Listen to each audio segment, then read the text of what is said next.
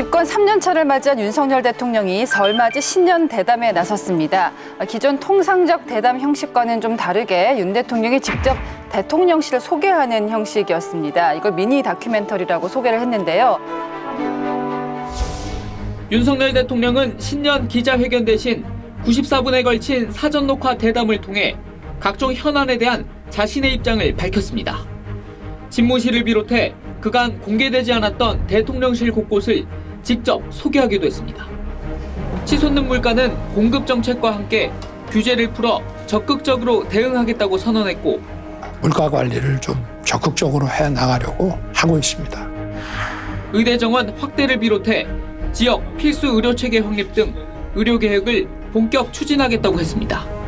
시체말로 응급실 뺑뺑이라는 말이 있다고 하는 것은 정말 부끄러운 일입니다. 이제 의료개혁을 본격적으로 추진해야 될 때가 온 것 같습니다. 대통령실과 국정에 대한 이해도를 높이겠다는 의도, 국민에게 잘 통했다고 보십니까? 부족한 바가 있지만 정말 오랜만에 대담을 한 것, 저는 뭐 그 자체에 대해 가지고는 평가를 하고 싶어요. 대통령실의 이야기는 저런 포맷이 과거에도 있었다라고 하는데, 저런 포맷이 과거에 있긴 있었어요. 임기 말에 거의 대선도 다 끝나고 마지막 정리하는 식으로 이런 뭐 미니 다큐 같이 따뜻한 이야기를 하면서 소개도 하고 이런 게 있었는데, 대통령이 기자들하고 질의응답을 안 한 지가 한 1년 반 정도 된 걸로 아는데, 1년 반 만에 하는 포맷이 저런 포맷이다라는 것은 물론 안 하는 것보다야 낫다라고 말씀드릴 수는 있겠습니다만은 비판을 안 할 수가 없고, 이런 질의응답 부분을 녹화 방송한다라는 것도 잘 납득이 되질 않고, 대통령실에서 강조한 게 사전 질문지도 받지도 않았고 즉석에서 이제 일문일답으로 진행했다라고 하면은 생방송 하면 되지. 왜 녹화 방송 하는지 물어보고 싶어요. 그러니까 내용을 떠나서 일단 형식적인 부분에서 높은 점수를 받기 어렵게 시작을 했다. 그걸 먼저 지적하고 싶습니다. 저는 오히려 용산으로 이전하자마자 용산 곳곳을 국민들에게 소개한다라고 하는 차원에서 지금과 같은 포맷이 들어왔으면 차라리 나았을 것 같다, 이런 생각이 드는데요. 지금 용산을 국민들에게 소개하기에는 좀 시간이 너무 많이 지난 게 아니냐, 그런 차원에서 저는 오히려 역설적으로 좀 더 아쉬운 부분이 있었다, 이렇게 얘기 드리겠고요. 그러나 얼마나 민주주의냐라고 하는 것은 대통령에게 질문할 수 있느냐, 정치인들에게 질문할 수 있느냐, 이것으로도 측정 가능하기 때문에 보다 좀 본격적인 기자회견을 좀 더 자주 해야 한다라는 생각을 합니다. 녹화한 다음에 3일이 걸렸단 말이죠. 그때 이제 저랑 같이 방송을 하는 뭐 기자 출신의 패널이 뭐라 그러냐면 다큐를 찍나? 그랬더니 나중에 나왔는데 농담이었거든요. 근데 진짜 다큐가 나와버리는 거예요. 그래서 저는 이제 평소에 학생들한테 강의하면서 이렇게 정의를 하거든요. 다큐멘터리라는 형식은 20세기에 유행했던 극영화의 일종이다, 이렇게 얘기를 하거든요. 사실상 이게 그냥 각본에 의해서 이렇게 움직여지는 거거든요. 굳이 이렇게 했어야 되느냐. 그래서 저는 이 형식 자체가 사실은 애초에 상당 부분 점수를 좀 깎아먹고 들어갔다. 저는 그렇게 생각해요. 대통령이 우리가 말 잘하고 말을 번지르게 잘하는 대통령을 바라는 게 아니거든요. 국민들이 정말 궁금해하는 부분들에 대해서 진정성 있게 해명하는 모습, 그 과정 속에서 말 실수도 좀 할 수 있고 뭐 이럴 수도 있을 거예요. 근데 그런 거는 국민들이 이해를 하거든요. 특허 감찰권 국민들이 원한다, 설치한다. 제2부속실 설치하겠다. 그다음에 명품백 잘 받은 거 잘못한 것이다, 사과하겠다 라고 하면 되거든요. 그거 말하는데 엄청난 말솜씨가 필요한 거 아니거든요. 그냥 정면 대응을 하는 거예요. 네. 그게 정답이잖아요. 그 정답을 그냥 얘기하면은 투박하게 말할수록 오히려 국민들이 그 진정성을 느끼고 좋아하거든요. 근데 그걸 갖다 이리 빼고 저리 빼고 어떻게 하면 피해갈 수 있을까 이러다 보니까 사실은 이런 형식이 나온 거고, 한 번 잘못 대응을 하게 되면 계속 잘못된 대응을 하잖아요. 이런 부분을 갖다 말끔하게 처음부터 그냥 딱 아닙니다, 잘못됐습니다 하고 넘어가는 그런 자세가 있었다면 사실 굳이 이런 식의 복잡한 형식은 안 빌렸어도 됐다라고 믿어요. 지금 알려진 바에 따르면 이제 자료를 미리 보지 않고 또 사전에 질문지를 받거나 하는 거 없이 그 즉석에서 나오는 발언을 했단 말이에요. 그래서 진솔하게 속내를 드러냈다라는 처음에 보도가 있었는데, 이 부분에 대해서 어떻게 보세요? 이 대담을 보면서 대통령실 제일 문제가 이렇게 하면 사람들이 좋아하겠거니라고 생각하는 거가 완전히 빗나가 있다는 말씀이에요. 첫 번째, 이거 시작하기 전부터 참모들은 자료를 준비해줬지만 대통령은 보지 않았다. 그렇게 하면은 국민들이 좋아하겠거니라고 생각하니까 그런 말을 한 거 아니겠습니까? 좋아하지 않습니다. 대통령이 정말 오랜만에 언론을 만나고 대담을 하는데 참모들하고 열심히 회의도 하고 통계 자료도 챙겨보고 그래서 이제 무슨 좋은 답을 할까를 고민하는 게 상식적인 건데 참모들은 준비를 하지만 대통령께서는 보지 않았다라는 게 제가 볼 때는 비상식적인 거예요. 그리고 지금 대통령 지지율도 낮고 명절 앞에 뭐 사과 한 알 10,000원, 뭐 배 한 알 10,000원 하고 있는데 따뜻하게 아버지하고의 이야기를 하면서 아버지가 물려준 책장 이야기하면 국민들이 되게 따뜻한 마음을 가지겠지? 제가 볼 때 그것도 아니오시다거든요. 뜬금없는 거예요. 그러니까 첫 번째 부분은 정책에서 진보냐 보수냐 부분이 아니라 대통령실이 생각하는 게 우리가 이러면 좋아하겠거니 하는 게 전혀 안 맞고 있다는 게 제일 큰 문제인 것 같아요. 사전 질문이 있었는지 없었는지가 저는 중요한 중요하지도 것은 아니라고 중요하지도 않아요, 생각하고요. 다만 진솔하게 했다라고 얘기하는 부분이 무엇인지를 알겠다라는 얘기가 생각이 들었는데요. 검색대에도 설치할 수 없었고 뭐 등등을 얘기하면서 그러나 이것이 문제는 아니고 저와 아내가 똑바로 하겠다 이 얘기를 하고 있죠. 그것은 결국 우리의 책임이다. 이 얘기를 한 것이다. 이렇게 본다라고 하면 언론에서 진솔하게 얘기했다라고 하는 부분이 어느 부분인지는 캐치가 된다라는 얘기를 할 수가 있고요. 미리 줬냐 안 줬냐 이게 논란이 되는 게 되게 말도 안 된다고 생각하는 게 과거에 제가 기자 생활을 좀 했거든요. 그리고 청와대 출입도 2정권을 했습니다. 노무현 대통령, 이명박 대통령한테 기자회견 때 질문도 여러 번 해보고 했는데 지금 뭐 경제 문제, 민생 문제, 교육 문제, 뭐 학폭 문제가 이슈가 되는 거에 대해 가지고 그러면은 우리가 대통령한테 물어보는 게 지금 버스비 얼마죠? 지치문답이 아니라 정리된 정부의 최종적인 입장을 듣고 싶은 거지 않습니까? 인식 수준에 대해서 미리 줍니다. 미리 어떻게 주냐면은 이번에는 부동산 이야기 세게 물어볼 겁니다. 대통령께서 단단하게 입장을 정리해 오시기 바랍니다. 그러니까 북핵 이슈가 터지면은 사실은 과거의 청와대 기자실에서는 이번에는 북핵 이슈를 세게 물어볼 겁니다. 참모들하고 대통령이 준비를 잘 해오셨으면 좋겠습니다라고 하고 기자들끼리 조율합니다. 왜냐하면은 다 똑같은 거 물어보면 안 되잖아요. 그러면은 자 1번이 지금 제일 핫하니까 외교안보 묻고 그럼 2번이 경제 묻고 이런 식으로 하자. 대신에 구체적인 문구는 자기가 알아서 하는데 그 조율하는 게 전혀 나쁜 게 아니고 그걸 주고 준비해오는 게 맞는 거죠. 근데 이게 형식이 이상하게 되고 오랜만에 하다 보니까 아니 우리 받은 적 없다. 이렇게 되고 뭐 오히려 줬어야 된다, 어느 정도는. 예, 그러니까 그거 뭐 본질이 중요하게 아니잖아요, 그게 사실. 예, 그러니까 제 관점에서는 이해할 수 없는 부분이에요. 윤 대통령은 김건희 여사 논란과 관련해서 상대를 매정하게 끊지 못한 것이 아쉽다라는 입장을 밝히면서 정치 공작 희생자라는 여당 입장에 동의를 했습니다. 이 사안을 정치 공작이라고 부르면서 김건희 여사가 정치 공작의 희생자가 됐다라고 얘기를 하거든요. 동의하십니까? 시계에다가 이런 몰카까지 들고 와서 이런 걸 했기 때문에 공작이죠. 그리고 또 선거를 앞둔 시점에 1년이 지나서 이렇게 이걸 터뜨리는 것 자체가 정치 공작이라고 봐야죠. 그러나 아까도 제가 말씀을 드렸지만 정치 공작이다라고 하는 게 중요한 게 아니고 앞으로는 이런 일이 발생 안 하게 조금 더 분명하게 선을 그어서 이런 처신을 하는 게 중요하다는 말씀을 드리고 싶습니다. 윤 대통령 입장 표명 어떻게 보셨습니까? 이걸 기사 쓰는 사람으로서 한 줄로 한다면은 재발 방지 약속과 유감 표명 정도로 쓸 것 같아요. 되게 이제 요약하면? 드라이하게 쓴다면은 직접적 사과는 없었다. 하지만 유감의 뜻을 밝혀 정도로 표현할 수 있을 것 같습니다. 그러니까 되게 밀려놓은 숙제를 한 느낌? 그리고 국민들의 기대에는 좀 못 미치는, 근데 여당은 아니 그래도 아쉬운 점이 있다고 하시지 않았냐라고 이제 퉁치고 이제 넘어가려고 하겠죠. 네. 많은 말 속에서 딱 떠오르는 단어가 저는 뭘까 봤는데요. 저는 처신이라는 단어가 나왔어요. 굉장히 신중하게 사용했었던 단어라고 보고 정말 그렇다면 그 처신이라는 단어가 그렇게 쉽게 쓰는 단어는 아니거든요. 그러니까 그럼 어떤 처신을 얘기하십니까라고 물어봤으면 훨씬 더 정확하게 한 번 더 물어봤으면 정확하게 알았을 텐데 뭐 여하튼간에 유감 표명을 했고 결국은 뭐 앞으로 이런 일이 더 이상 일어나지 않도록 하는 데 있어서 처신에 주의하겠다라는 거로 집중할 수도 있는 부분이 있지 않을까라는 생각을 좀 하게 됩니다.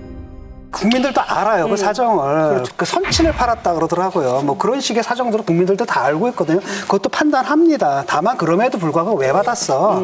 그런 사람 왜 만났어? 이걸 좀 질타하는 거거든요. 그러니까 일단은 그걸 깨끗하게 사과한 다음에 그 다음에 이제 국민들이 볼 때 맞아 됐어. 그래, 저놈들도 참 나쁜 놈들이지. 그래, 1년 전 일인데 지금 터뜨려? 참. 그 다음에 저런 짓을 하는 놈들이 언론인이야? 심지어 목사야? 어? 그런 식의 이제 그 역풍이 이제 불 수가 있거든요. 상황을 그렇게 관리해야 되는데 또 하나는 뭐냐면은 그 사람들이 뭐라고 생각하냐면 여기서 지면 안 된다라는 거야. 이걸 우리가 사과를 하게 되면 또 다른 요구가 나오고 해가지고 결국 끌려다닐 수밖에 없기 때문에 우리가 응대를 안 하면 자연히 없어질 문제다라는 판단을 하는데 그렇게 놔둘 민주당이 아니에요.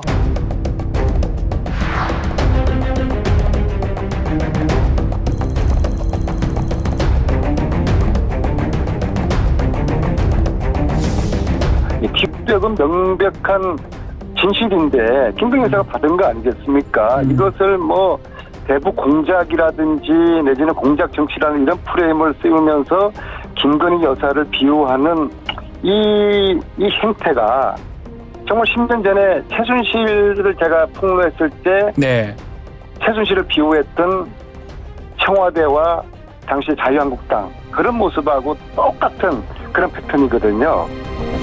항상 민주당은 본인들이 정권을 잡고 있을 때보다 지나치게 야당일 때 가혹하게 한다 이 얘기도 가능할 겁니다. 전직 영부인의 경우에 사실 놀이개 하나만 해도 몇 천만 원짜리다라고 하는 의혹들이 그 당시 굉장히 많았고요. 뭐 이 브로치 하나도 몇 억이다 하는 얘기들도 많이 있었습니다. 그렇지만 이걸 뭐 특검하자. 당시 보수 정치인들이 그러지도 않았고요. 그렇게 본다라고 하면 여기에 대해서 또 뭐 더 얘기해라. 이거는 저는 옳지 않다라고 생각해요. 그러니까 이런 얘기가 안 나오게끔 그냥 확실하게 했어야 된다는 거예요. 아니 대표께서 지금 1,000만 원어치 법인카드로 과일을 사두셨더라고. 이거는 국가 세금을 갖다 훔친 거거든요. 이 얘기 듣다 하니까 코로나에 관련 예산이었다 그러거든요.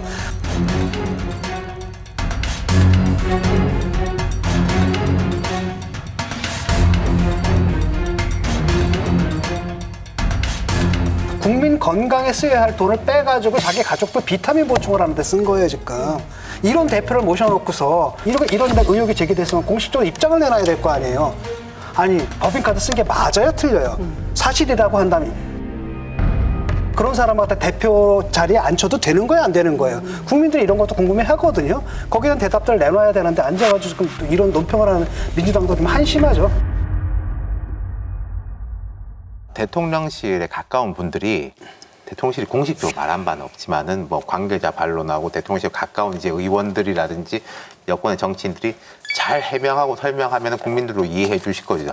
아니 그러면은 이 몇 달 동안 왜 잘 해명하고 설명을 안 해가지고 이 설날 전 벽두까지 끌고 와가지고 대통령이 이제 독특한 형식을 통해가지고 하게 했는지 전 그게 너무나 이해가 안 가요. 동의합니다. 이 일을 좀 빨리 해결했어야 되지 않는가. 어떤 방식으로든 라고 생각하는데 이걸 너무 오래 끌었다. 처음에 나왔을 때 사과했으면 그냥 이틀치예요. 근데 문제는 뭐냐면 사과하면 안 된다고 주장하는 사람들이 있는 거예요.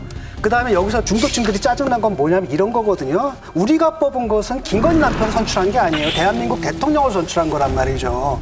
아내를 지키고 싶으면은 대통령이 물러나서 그냥 좋은 남편이 되세요. 그게 아니라 공사는 확실하게 구별을 해야 된다는 거고 사실은 자기가 바로 그것 때문에 그 자리에 오른 거 아니겠습니까? 자기 정치 자산이기도 한데 그걸 자기 스스로 배신하는 모습들을 계속 보이는 거예요. 여기에 대해서 좀 짜증이 났거든요. 근데 그 부분에 대해서 조금 언급하면은 그것도 못하게 때릴 때 우리가 이제 뭘 느끼는 거냐면 아 여사님이 엄청나구나. 왜냐 거기서 그렇게 하는 사람들은 그걸 통해 가지고 자기 정치적 자산을 갖다 확보하는 거거든요. 자기들의 정치적 위상을. 그러니까 쉽게 말하면 이분 방탄하는 게 자산이 되는 양상이 보이는데 거기 지금 선을 끊는 모습을 확실히 보여줘야 된다는 겁니다. 그럼에도 제가 윤석열 대통령이 아직도 정치인이 아니구나라고 느끼는 부분이 있었습니다. 어떤 부분이요? 그것은 부부싸움 하셨습니까? 라고 질문할 때 이슈 가지고서 네, 부부싸움 하셨어요? 전혀 안 했습니다. 했습니까? 정치인이면 우리 크게 싸웠습니다. 아, 맞아요. 그래서 없는 얘기라도, 며칠간 예. 며칠간 우리 뭐 같이 보지도 못했습니다. 네. 뭐 이런 얘기 아마 했을 거예요. 노무현 대통령 같으면 뭐 이혼하란 말입니까? 이렇게까지 반문하시잖아요. 근데 그것은 아니라고 하더라도 이 부분에 대해서 본인이 얼마나 심각하게 생각했고 이 때문에 서로 어떤 일들이 있었고 이런 것을 우리가 상상할 수 있게끔 아마 정치인이면 대답했을 거예요. 근데 아닙니다라고 개면쩍게 웃는 모습이 아 이분이 아직도 정치인은 아니시구나 하는 생각을 사실은 좀 했습니다. 그럼 어떤 이제 후속 대책이 있느냐도 관심사였는데요. 일단 윤 대통령은 제2 부속실 설치는 검토를 하고 있다. 특별감찰관은 이제 국회에서 보낼 일이다. 그 임기 초부터 감찰관은 이제 국회에서 선정을 해서 이렇게 보내는 것이고, 그럼 대통령실은 받는 거. 제가 저 사람을 뽑고 그 채용하는 것은 아니거든요. 제2부속실 같은 경우는 지금 우리 그 비서실에서 검토를 하고 있습니다. 네. 그런데 이런 일을 예방하는 데는 별로 도움이 안 되는 것 같습니다. 어떤 제도든지 간에. 저 얘기를 왜 붙이는지 모르겠거든요. 그 얘기는 처신이 중요하다 이 얘기를 하기 위해서 한 얘기예요. 그것도 사후적인 거지 예방이 안 된다. 예방이 더 중요하다? 결국 본인과 부인의 처신이 중요하다 이 얘기를 하기 법의 위해서. 실패예요, 저런 것들이. 국민들이 딱 보게 되면 나 만들기 싫다 이렇게 느껴지거든요. 저 얘기를 왜 넣냐는 말이죠. 앞으로 처신에 대한 얘기를 했고 그다음에 이제 그 제2부속실 얘기를 했는데 사족을 달았어요. 이게 예방에는 효과가 도움이 안 된다. 그래서 도움이 안 돼서 예방을 강화시킬 수 있는 거를 우리는 이렇게 하겠습니다. 그래야지 법상 다 맞잖아요. 예방책이 나오지 않았다. 이 효과가 없다고 하면은 그 효과를 높일 수 있는 거를 같이 해줬으면 이게 완결을 할 수가 있는데 논리 구조는 그것만으로 예방이 안 되기 때문에 처신을 바로 하겠다 이렇게 논리 그러니까 처신을 바로 하겠다는 얘기는 뭐냐면 앞으로 저 잘하겠습니다 이거고 국민들이 바라는 것은 모든 정치인들이 그렇게 약속을 해갖고 안 지켰으니까 네. 공적 감시 제도를 설치하라는 얘기예요. 자, 저희가 이게 강적들이 설 당일날 방송이 되기 때문에 조금 싸우시는 것보다는 따뜻하게 좀 이렇게 가족들이 모여서 보실 수 있는 거니까 조금만 캄다운 하시면 좋을 것 같고요. 따뜻한 강적들로 아니 서울의 따뜻함을 느끼기 위해서 이 프로를 보시는 분은 좀 이상한 분이에요.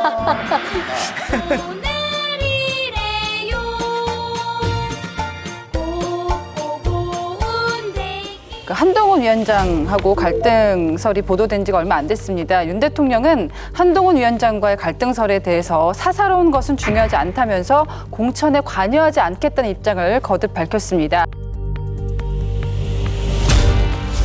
한동훈 위원장이랑 최근에 뭐 전화 통화나 네. 문자 이런 걸로 소통을 언제 하셨습니까? 그래서 최근에 통화한 적은 없고요. 비대위원장 이제 취임할 무렵에 통화를 좀 했고요. 선거 그 지휘라든지 또는 공천이라든지 이런 데는 관여하지 않겠다고 했고, 뭐 가까운 사이였지만 제가 총선 끝나고 보자고 했습니다. 그렇지만 뭐 또 정무수석이라든지 이렇게 해서 뭐 필요한 소통을 하고 있는데 직접 이렇게 막 전화를 하면서 뭐 하기는 우리 한동훈 위원장의 그 입장이 있기 때문에 좀 적절하지 않은 것 같습니다. 공천은 당연히 하는 거라고 제가 분명히 말씀드렸고, 제가 그동안에 말씀드렸던 입장하고 같은 말씀 아니신가 싶은데요. 상황에 따라 달라질 수밖에 없기 때문에요. 미리 앞으로 갈등이 없을 것이다 혹은 있을 것이다 이것을 예단하는 것은 쉽지 않다고 생각합니다. 앞으로 실제 공천 과정이 진행됨에 따라서 혹은 또 그 이후 한동훈 비대위원장의 지지율이 떠오르는 해의 지지율이 높아지면 이걸 또 이간질하는 분들도 많이 계세요. 이럴 경우에 있어서 갈등이 다시 한번 재현되지 않을까? 이것은 저는 알 수 없는 일이다 이렇게 생각할 수 있고요. 다만 뭐 정무수석이 가서 연락을 하겠지만 내가 전화하거나 이런 일은 없을 것이다. 이런 얘기를 통해서 공천 개입은 없다라는 얘기를 했고요. 이것은 결국 선거는 한동훈 비대위원장 중심으로 치러지는 것이다. 이것을 좀 명확하게 한 것이다. 이렇게 볼 수 있겠죠. 자기는 안 하지만 정무수석을 통해서 그거 잘못된 거죠. 아니, 공천 개입을 정무수석을 통해서 하겠다 이렇게 아니 그게 얘기하는 아니라 것은 여하튼 아니고요. 지금 어떤 상태라도 당시에 박근혜 대통령 때 현기현 정무수석을 통해 가지고 공천 개입한 거 아닙니까? 그래서 선거 때까지만은 철저하게 다시 한번 얘기를 하지만 대통령실은 절대로 공천 개입 없다는 걸 한 번 정도 더 강조를 했었으면은 어땠을까 하는 좀 아쉬운 점이 있어요. 또 그렇게 돼야 되는 것이 정상이고. 저는 뭐 대통령실에서 이제 개입할 수 있는 상황은 아니라고 보거든요. 지난번 파동으로 인해 가지고. 다만 이제 뭐가 있냐면 대통령을 파는 사람들은 있을 거예요, 아마. 여전히요? 여전히 파는 사람들이 있겠고. 그다음에 그냥 그 공식대로 하면 됩니다. 더 이상 나가면 이제 문제가 생기고요. 네. 근데 제가 볼 때는 그냥 그렇게 될 것 같아요. 그래서 이 문제는 사실은 일단락 되지 않았나 싶어요. 제 개인적으로 재밌었던 대목이 그 기자가 그 대통령실 멤버들이 나가면 후광 효과가 있지 않겠냐라고 했을 때 대통령이 약간 이렇게 묘하게 씁쓸하게 웃으면서 후광 효과가 있겠냐라고 하는 게 당내 공천 과정에서 이른바 대통령실에 후광이 작용하는 거 아니냐라는 얘기도 나오는데 확고한 원칙을 갖고 계세요? 후광이 작용하겠습니까? 우리가 이제 상식적이고 당위적으로 공천 개입을 하지 않겠다라는 뜻도 있겠지만은 내 지지율이 낮아가지고 디서드빈치가 오히려 있는 거 아니 사실 당에서 지금 좀 그런 게 있단 말이죠. 개입하지 않겠다 당위뿐만 아니라 현실적인 이게 뭐 어려움이랄까 씁쓸함에 대한 표명도 있었던 것 같습니다. 김경률 비대위원 결국 불출마를 선언하긴 했는데 직접 통화를 하셨잖아요. 그러니까 뭐 저는 우리끼리는 뭐 서로 다 터놓고 다 얘기하잖아요. 딱 기사 딱 뜨자마자 바로 전화해가지고 뭐야 라고 했더니 딱 잘라 말하는데 대통령실에 외압은 없었다. 순전히 내 개인적인 문제다. 그래서 내가 뭐 없어 있지 라고 했더니 내가 그럼 외압에 굴할 사람이냐. 그다음에 설사 있었다 하더라도 나가 이길 수 있었다. 이런 식의 발언을 보였어요. 그래서 이건 순전히 개인적인 문제다라고 얘기를 하더라고요. 그 오히려 불출마를 함으로써 비대위원으로서 더 적극적으로 활동하겠다는 뜻도 있는 건가요? 거기에 대한 의지는 있는 것 같아요. 예. 그러니까 차라리 그럼 나 출마한 걸 내려놓겠다. 그다음 그렇다면 이제 부담 없이 비대위원 활동을 더 할 수 있지 않느냐. 그 이후에 나온 이제 인터뷰를 보니까 그 김건희 여사 문제에 대해서 계속 쓴소리 할 것이다라고 얘기를 하고 있고. 국민 눈높이에 맞췄다고 보세요? 한 5글자만 드릴게요. 그러니까 대통령께서 계속 아쉽습니다 했는데 저도 똑같은 말씀을 반복할게 아쉽습니다. 한동훈 비대위원장하고 김경일 비대위원이 갖고 있는 신뢰가 우리가 생각한 것보다 굉장히 강한 것 같아요. 왜냐하면 그래서 엄밀하게 따지면 김경일 비대위원이 나를 밟고 가라는 거예요.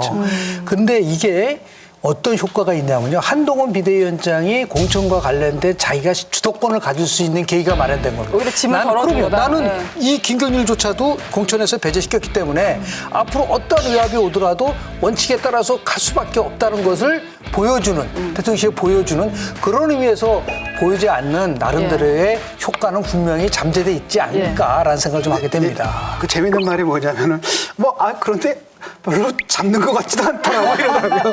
그러니까 이게 그 한동훈 위원장 같은 게 좀 쿨하잖아요, 약간. 우리 같은 경우에는 뭐 보통 사람 왜 그래 막 이런 게 있는데 딱 듣고 위원님 불출마를 사전에 교감이 되신 건지 어떻게 평가하시는지 궁금합니다. 아쉽게 생각합니다만 본인의 확고한 결정이기 때문에 제가 존중하기로 했고요. 그 주말 정도에 저한테 그 말씀을 하면서 취지를 설명하면서 제가 잘 들었습니다. 혹시 만류를 하셨나요? 저는 출마를 하셔서 이겨주셨으면 하는 마음이 있었습니다. 그래서 본인의 생각이 굉장히 강했고요. 아시다시피 김경률은 누구 얘기 듣는 사람이 아니거든요. 제가 그 뜻을 충분히 이해했기 때문에 존중하기로 했습니다.